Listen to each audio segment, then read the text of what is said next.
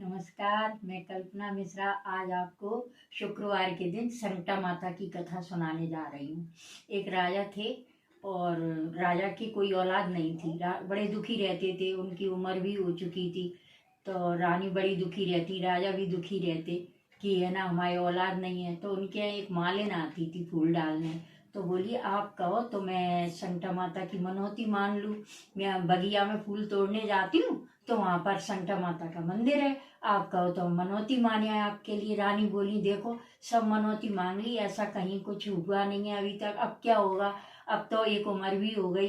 बोले नहीं आप कहो तो मान आती हूँ। तो रानी बोली ठीक है, तुम नहीं मान रही हो तो मान आऊँ मनौती। तो जाके वो रानी के लिए मनौती माने आई। मैया ने ऐसी सुनी कि 9 महीने बाद तो रानी के पुत्र हुआ। रानी के खूब सुंदर पुत्र हुआ भैया, खूब उसके छठी दशटोन सब हुए, खूब खुशियां मनाई गई।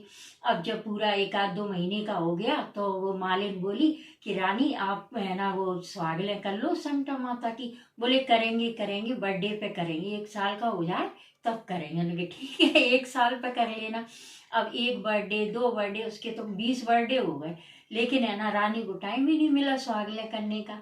अब वो शादी वाले आने लगे बच्चे के, तो शादी वाले आने लगे तो मालिन बोली, फिर उसने एक बार याद दिलाया कि रानी वो अपन को संकटा माता की स्वागलें करना है, आप कर लो। बोले तुम्हें अपनी स्वागलों की मची है और यहाँ शादी की तैयारी करना है। रानी ने फिर भी नहीं की स्वागलें। अब पूरी शादी की तैयारी हो गई, बारात गई, खूब अच्छे से दरवाजा हुआ, टीका हुआ, यहाँ तक कि फेरे पड़ने लगे। और जो 3.5 भावरें पड़ी, सो ये ना एकदम से ऐसी आंधी आई, ऐसी आंधी आई, जो जहाँ बैठा था वहीं बैठा रह गया, कोई कुछ समझ ही नहीं पाया। और जब आंधी शांत हुई देखा तो दूल्हा गायब। अब सब जगह खलबली मच गई कि भैया दूल्हा गायब हो गया, दूल्हा गायब हो गया। अब सब लोग लड़की को खूब बुरा भला कहने लगे कि अरे लड़की का खराब है, इसके ग्रह खराब है, जी देखो ऐसी लड़की आई कि हमारा तो लड़का ही एक गायब हो गया। अब बिन दूल्हा की बारात लौट के आ गई। रानी भी बड़ी दुखी हो गई कि अब हमारा लड़का ही चला गया, एक लड़का बुढ़ापे में हुआ वो भी गायब हो गया। रो रो के उनका भी बड़ा बुरा हाल हो गया। अब एक दिन मालिन सवेरे अंधेरे फूल तोड़ने गई तो उसने देखा कि संकटा माता उसी लड़के के संग में खूब खेल रही है, और जैसे ही उजेला होने को हुआ तो उनने उसको कुएं में उल्टा लटका दिया। अब वो मालिन बोली कि देखो रानी से तो कह के कि हम थक गए, लेकिन अब हम एक बार उस लड़की से पूछे। तो रानी मालिन उस लड़की के घर गई, बोली कि तुम अपने पति को पहचान लोगी। लड़की बोली हाँ। तो कही ठीक है, कल हम अपन रात को छुप के बैठ जाएंगे बगिया में और तुम देख लेना। कही ठीक है। लड़की को लेके मालिन रात को बगिया में छुप के बैठ गई।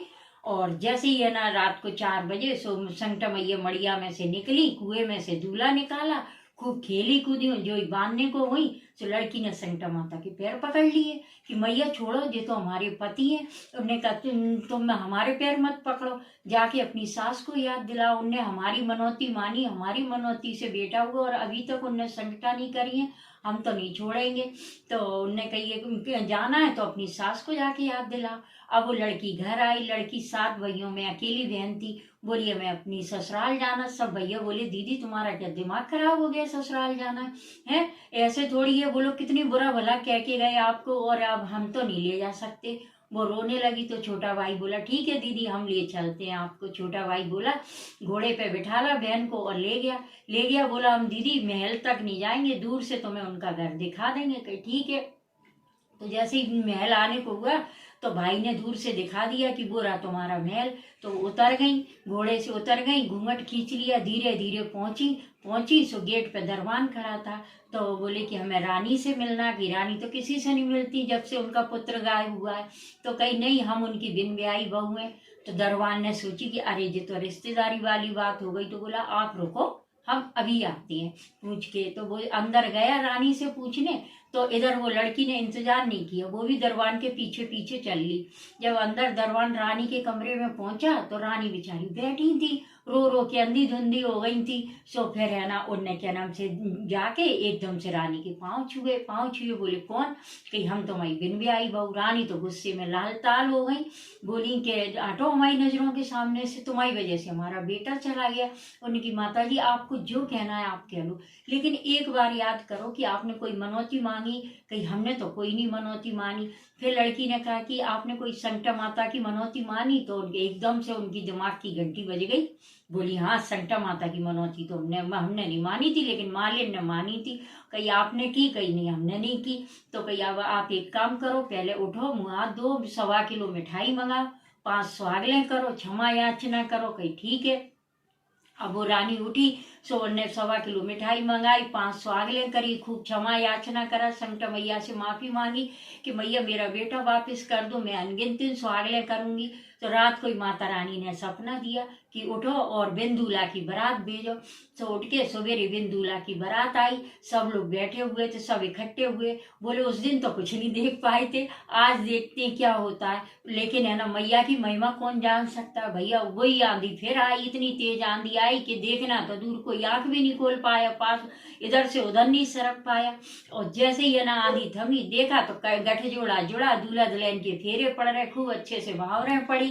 और है ना विदा हुई। जैसी विदा करा के बहू घर आई, राजा बोले कि जाओ नगर में ढिंडोरा करवा दो कि है ना हमारे यहाँ संकटा की सुहागलें, और है ना औरतों के काम तो ढीले होते हैं, इसलिए जाके अभी की अभी ढिंडोरा पिटवा। सो ढिंडोरा पिटवा दिया कि राजा के यहाँ सुहागलें। सब औरतें सच सच के जा रही, कहीं कहाँ जा रही, कहीं राजा के यहाँ संकटा की सुहागलें, उनके लड़के का ब्याह हुआ है, सुहागलें गाड़ी भर भर के सुहागलें आ रही। खूब भैया सुहागलें हुई, और रानी ने खूब अच्छे से सुहागलें करी, संकटा मैया से माफी मांगी। और हर किसी को जो शादी के बाद जरूर सुहागलें करना चाहिए संकटा मैया की। भय ब्याह करो और नहीं भी बुली हो तो भी है ना अच्छे महीने में जरूर करना चाहिए। कोई भी संकट पड़े, परेशानी हो, संकटा माता की सुहागलें बोल के और काम हो जाए, फिर उनकी सुहागलें करना चाहिए। मैया ऐसी कृपालु है कि तुरंत सुनती हैं, तुरंत संकट दूर करती हैं। हे माता रानी, सबके संकट दूर करना। बोलो संकटा मैया की जय।